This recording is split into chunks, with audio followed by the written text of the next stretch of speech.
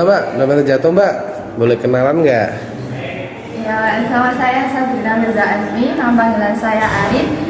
Saya tempat tanggal lahir saya Mojokerto 22 Juni 2004. Saya berasal dari prodi Tadris Bahasa Inggris kelas BK, kelas A Pancasila.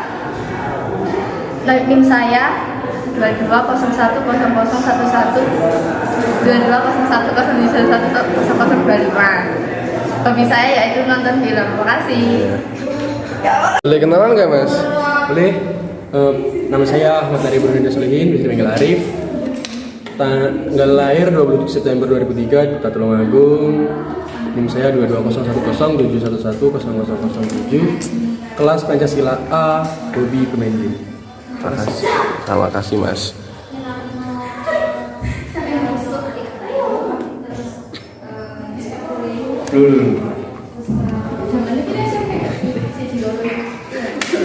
Mbak ada tugas perkenalan nih.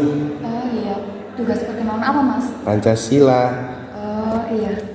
Halo, nama saya Salwa Hibah Bilki, biasa dipanggil Salwa. Saya berasal dari Mojokerto. Saya lahir di Mojokerto tanggal 10 Juli 2003. Saya dari prodi TBI, Tadris Bahasa Inggris, kelas A Pancasila. Hobi saya mendengarkan musik. NIM saya 220107110046. Coba dong yang sampingnya. Halo, perkenalkan nama saya Septiani Sasekara Wulan, biasa dipanggil Sekar. Tempat tanggal lahir saya di Jakarta 21 September 2004. Prodi saya dari Tadris Bahasa Inggris kelas CK. Asal daerah saya dari Malang. Hobi saya mendengarkan musik dengan NIM 120107110055. Makasih mbak. Ya, sama-sama mas.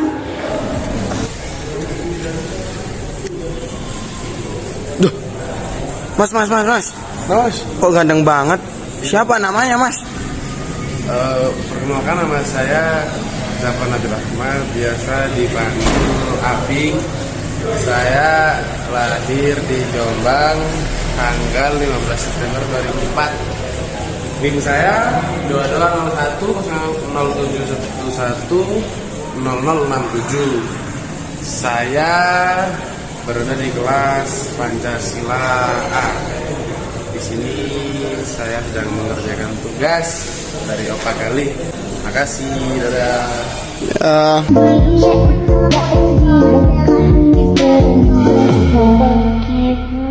Ini bukan cerita cinta satu atau dua.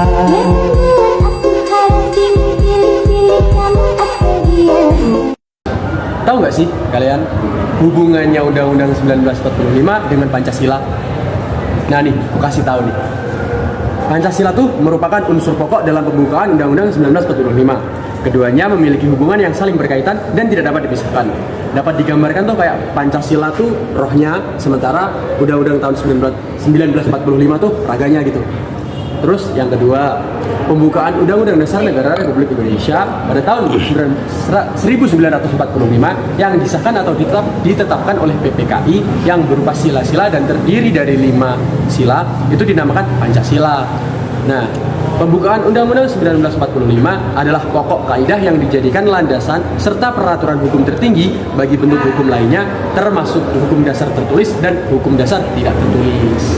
Itu untuk materi yang kedua tentang penjabaran Pancasila dalam batang tubuh Undang-Undang 1945 akan disampaikan oleh. Nah, di sini penjabaran Pancasila dalam batang tubuh UUD 1945 memiliki 4 pikiran utama. Yang pertama yaitu persatuan. Di sini persatuan negara melindungi segenap bangsa Indonesia dan seluruh tumpah darah Indonesia yang berlandaskan pada persatuan dengan mewujudkan keadilan sosial bagi seluruh rakyat Indonesia. Pokok pikiran yang kedua berimpikan pada keadilan sosial, yaitu negara hendak mewujudkan keadilan sosial bagi seluruh rakyat Indonesia. Yang ketiga yaitu pokok pikiran kedaulatan rakyat. Di sini negara berkedaulatan rakyat berdasarkan atas kerakyatan dan permusyawaratan perwakilan. Dan pokok pikiran yang keempat yaitu ketuhanan yang Maha Esa. Di sini yaitu negara berdasarkan atas ketuhanan yang Maha Esa menurut dasar kemanusiaan yang adil dan beradab. Untuk yang selanjutnya materi ketiga akan disampaikan oleh Sekar. Materi ketiga tentang dinamika dan tantangan Pancasila sebagai dasar negara. Yang pertama tentang dinamika dulu. Dinamika Pancasila sebagai dasar negara dalam sejarah bangsa Indonesia memperlihatkan adanya pasang surut dalam pelaksanaan nilai-nilai Pancasila. Pancasila sebagai ideologi dalam masa pemerintahan Presiden Soeharto diletakkan pada kedudukan yang sangat kuat melalui TAP MPR nomor 2 1978. Pada masa Soeharto ini, ideologi Pancasila menjadi asas tunggal bagi semua organisasi politik dan organisasi masyarakat. Yang kedua tentang tantangan. Dari kehidupan masyarakat terjadi keagamaan dalam kehidupan bernegara dalam era reformasi. Ini karena perubahan sistem pemerintahan yang begitu cepat, termasuk digulirkannya otonomi daerah yang seluas-luasnya di satu pihak dan di pihak lain. Nah, tantangan terhadap Pancasila sebagaimana yang diuraikan di atas itu hanya merupakan sebagian kecil saja, karena tantangan terhadap Pancasila itu seperti fenomena gunung es yang tidak terlihat lebih banyak dibandingkan yang muncul di permukaan.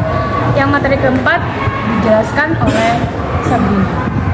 Oke, materi yang keempat kali ini Pancasila sebagai dasar negara dari sudut pandang Islam, agama Islam.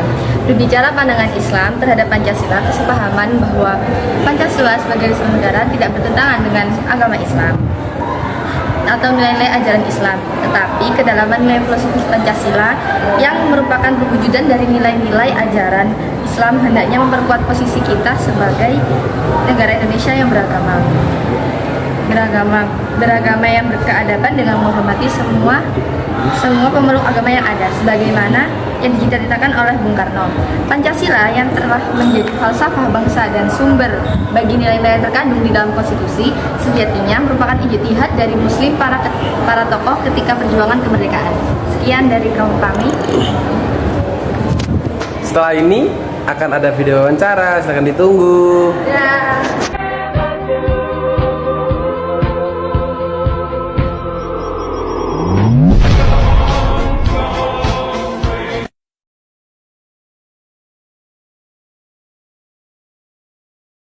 Mbak, permisi mau nanya, boleh?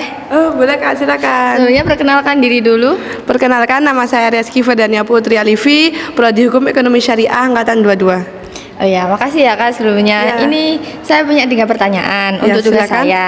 Saya Sabrina dari jurusan dari bahasa Inggris. Ya. Saya ingin memberikan 3 pertanyaan mengenai Pancasila sebagai dasar negara. Yang pertama yaitu isi dari Pancasila itu apa aja ya, Mbak? Isinya kan 5 ya, 1 ketuhanan yang Maha Esa, 2 kemanusiaan yang adil dan beradab, 3 persatuan Indonesia, 4 kerakyatan yang dipimpin oleh hikmat kebijaksanaan dalam permusyawaratan perwakilan, yang kelima keadilan sosial bagi seluruh rakyat Indonesia. Assalamualaikum warahmatullahi wabarakatuh, Ustaz. Waalaikumsalam warahmatullahi wabarakatuh. Jadi kami dari Prodi Tadris Bahasa Inggris ingin meminta waktu Ustaz sebentar untuk mewawancarai tentang Pancasila untuk pelajaran Pancasila, kartu Pancasila. Sebelumnya bisa Ustadz perkenalan diri dulu. Ya, bismillahirrahmanirrahim. Assalamualaikum warahmatullahi wabarakatuh. Waalaikumsalam. Perkenalkan, nama saya Ismail Ubaidillah. Saya di sini sebagai pengajar maupun di dosen Pusat Pengembangan Bahasa yang saat ini aktif di program khusus pengembangan bahasa Arab.